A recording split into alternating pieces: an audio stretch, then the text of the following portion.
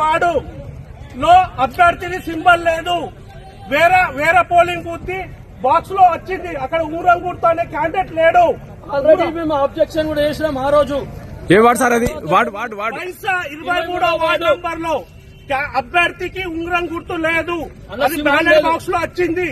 అక్కడ బాల్ గుర్తు అభ్యర్థికి సింబల్ లేదు.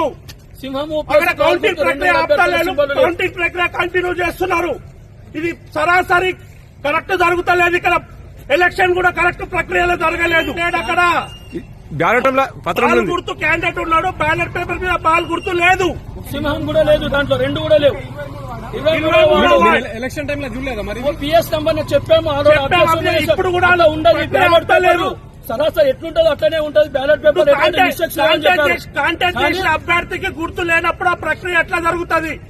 ఎలక్షన్ టైంలో అబ్జెక్షన్ చేయలేదు. చేసాము. అబ్జెక్షన్ ఇప్పుడు ఇంకా కంటిన్యూ బయటకు తప్పేసి మీకు ఏం న్యాయం కావాలి దీంట్లో? సార్, ఎవరైతే ఆరుగురు అభ్యర్థులు అక్కడ పోటీ చేశారు, బాల్ గుర్తు అభ్యర్థికి సంబంధించిన గుర్తు లేదు. దాంట్లో అక్కడ ఉంగరం గుర్తు వచ్చింది.